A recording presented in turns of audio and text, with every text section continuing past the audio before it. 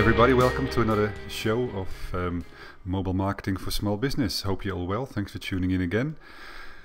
Okay, so what have we got in store for today for you? I've been scouring the web today just to have a look to see if there's anything I felt obviously useful for you to have a look at today that will hopefully help your mobile marketing campaign to be more successful. First of all, I'd like to talk about Facebook taking more cues from Pinterest. Secondly, we're going to have a look at QR codes are not a mobile marketing strategy. Thirdly, mobile app marketing, how to reach 1 million plus users in no time. And the last subject I want to touch on today is the marketing case for Pinterest and how to use it successfully. Okay, so let's have a look at the first subject, Facebook taking more cues from Pinterest. Now, excuse me everybody, we all know that Facebook at present is the most successful social media site, but Pinterest is trying to do something about it.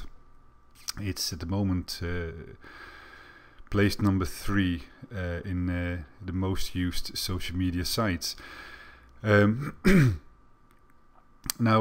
Pinterest at the moment, they are integrating an open graph in its platform. Its latest newsfeed change also happens to apply a little bit to the Facebook stories from Pinterest as well. Now, as you can see here, Pinterest story before, so how it used to look like, and after some of the change they've made, the new design. Now, as you look at it, you can see it has quite a familiar look to it. The integration with the Facebook idea. Now, according to the Inside Facebook, it's unclear how widely this test can be rolled out or this will be applied to all stories for games and other applications. But what apparently is clear, that the layout is surely going to remind Facebook users of the Pinterest design. So this looks like Facebook is taking a few leaves off of the Pinterest design. So just have a look at this, and obviously let us know what you think about the new design of Facebook incorporating Pinterest. Okay, so let's have a look at the second story today, which was QR codes are not a mobile marketing strategy. Now, I've talked a lot about QR codes as being an important part of something that you should be using.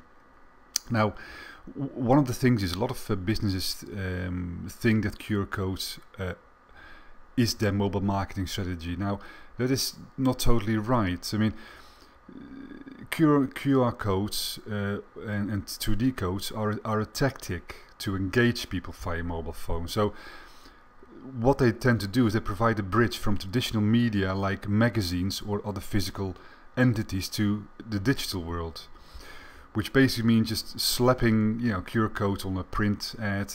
It doesn't really mean that a company, that you as a small business, you're launching a mobile marketing strategy. So I just wanted to quickly touch on this because it's quite important. So the mobile marketing strategy incorporates various things.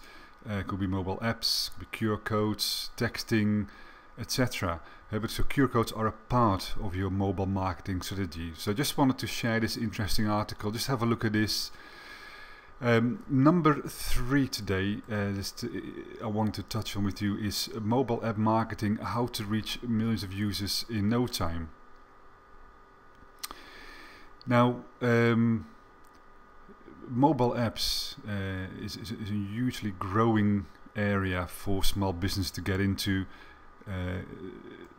But just slapping up of just creating a mobile app without really thinking about it, without being it's something is of interest to use to your potential consumers, because if it's boring, it's not really going to do anything anyway. So yes, mobile apps are or can be very important for your small business, but you need to make sure you try to set yourself apart from your competition from the very beginning of your development phase. So, for example, design some unique hooks that can help to draw in a large crowd of users to your application, or adopt some viral marketing methods, or consider even posting a humorous video about your app on YouTube, for example, to initially generate a lot of hype before the pre-launch. So, you know, if you are thinking about doing some mobile apps, or you're not really sure where to start, maybe this article may be a place to start for you. So just have a look at it. Now, the fourth article I'd like to have a look at with you today is the marketing case for Pinterest and how to use it successfully. Now, Pinterest, as I just mentioned a little bit earlier on, it's the fastest growing social media site, and no wonder it's right now it's a very big three. So it's heavily competing with Facebook, Twitter, and YouTube at the moment.